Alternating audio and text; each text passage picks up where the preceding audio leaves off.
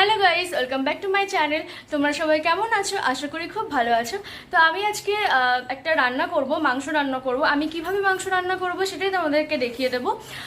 তো চলো আমি কিভাবে মাংস রান্না করি সেটা তোমাদেরকে দেখিয়ে দিই। আর ভিডিও ভালো লাগলে প্লিজ একটা লাইক করে দিও, কমেন্টে জানিও কেমন লেগেছে তোমাদের।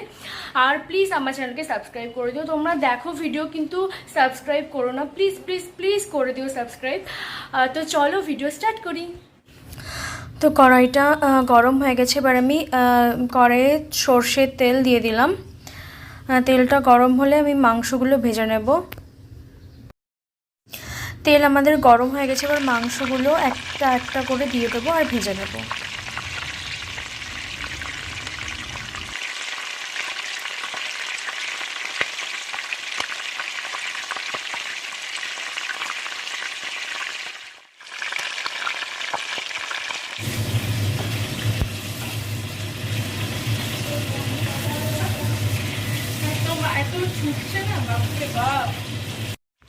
হয়ে গেছে, এবার তুলে নেব।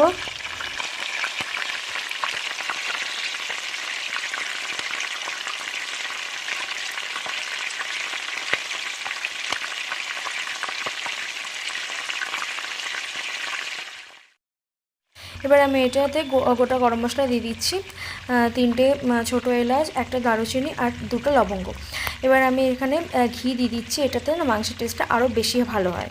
আর এখানে দিচ্ছি 2টো তেজপাতা। ব্যাস এগুলো একসাথে একটু ভেজে নিচ্ছি। এবার আমি একটা লার্জ সাইজের পেঁয়াজ একদম ছোট করে কেটে নিয়েছি, সেটাই দিয়ে দিচ্ছি। তো এটা ভেজে নেব যতক্ষণ না এটা একদম গোল্ডেন ব্রাউন হচ্ছে ততক্ষণ। এবার আমি 2টো কাঁচা লঙ্কা চিড়ে দিয়ে দিলাম। এরপর এখানে আমি পেঁয়াজ বাটা অ্যাড করছি, এটাও যতক্ষণ না গোল্ডেন ব্রাউন হবে ততক্ষণ আমি একটু ভেজে নেব। তো পেঁয়াজটা এখানে আমার গোল্ডেন ব্রাউন হয়ে গেছে, এবার আমি এখানে আদা রসুন বাটা দিয়ে দিচ্ছি, 1.5 টেবিল স্পুন মতন আদা রসুন আমি একসাথে বেটে নিয়েছি। তো আমার বাড়িতে যাচ্ছেন এইগুলো সব রাখা আছে, এই কারণে আমার বাড়িতে নাড়াঘাটের খুবই একটা প্রবলেম। মানে এটা যদি আমি এখান থেকে এখানেও রাখি আমার মা এক্ষুনি চলে আসবে, এখান থেকে যদি এখানে রাখি তাও আমার চলে আসবে। আমার রীতিমতো ভয় লাগে যে আমি কোথায় জিনিসটা রাখবো। তো আমি কিছু করার নেই, আমি এখানে রেখে দিচ্ছি। খুব এলোমেলো দেখাচ্ছি কিন্তু আমার কিচ্ছু করার নেই। এখানে আমি একটা মিডিয়াম সাইজের টমেটো দিয়ে দিচ্ছি, আর এখানে আমি লবণ দিচ্ছি, তোমরা নিজেদের স্বাদ অনুযায়ী লবণটা দেবে। আর টমেটোর যে স্বাদটা সেটা ব্যালেন্স করার জন্য আমি এখানে একটু চিনি দিচ্ছি, দিয়ে একটু ভালো করে একটু কষিয়ে নেব, না হলে টমেটোর যে কাঁচা গন্ধটা সেটা যাবে না, তার জন্য একটু কষিয়ে নেব ভালো করে।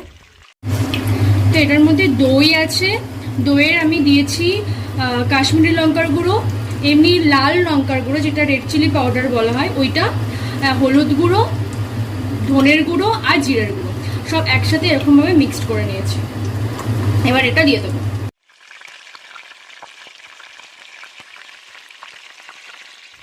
বাড়িতে যেটুকু মশলা পেয়েছিল তাতে জল দিয়ে ওটা দিয়ে দিলাম, নষ্ট করলাম না। এবার সব মশলা একসাথে মিক্সড করে কষিয়ে নেবো যাতে মশলার গন্ধ না বেরোয়। মশলাটা কষানো হয়ে গেছে, এবার মাংসগুলো দিয়ে দেবো, দিয়ে আবার ভালোভাবে মাংসগুলোর সাথে কষিয়ে নেব।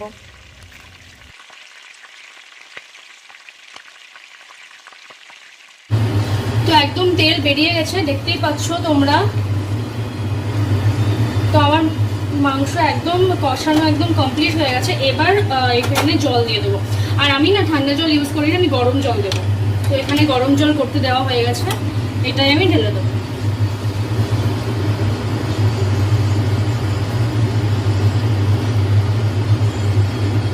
এবার জাস্ট একটু মিক্সড করে নেব মশলাটা, দিয়ে ঢাকা দিয়ে রেখে দেবো।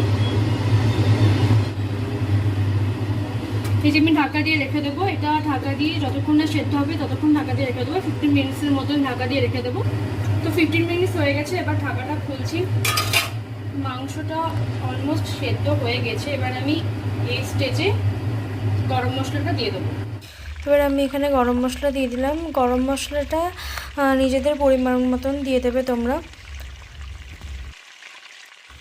এবার কাসুরি মেথিটা এভাবে ক্রাশ করে দিয়ে দেবো। কাসুরি মেথির ফ্লেভারটা আমার না খুব ভালো লাগে, তোমরা যদি চাও এটা নাও দিতে পারো, কিন্তু আমার খুব ভালো লাগে খেতে। তো আমাদের চিকেন একদম রেডি হয়ে গেছে সার্ভ করার জন্য। তো এই সত্যি বলছি, এইভাবে চিকেন রান্না করলে খুবই ভালো হয় খেতে। তোমরা এটা অবশ্যই বাড়িতে ট্রাই করো এবং আমাকে কমেন্টে জানিও তোমাদের কেমন লেগেছে। আবার তোমাদের সাথে আমার দেখা হবে আমার নেক্সট ভিডিওতে। বাই।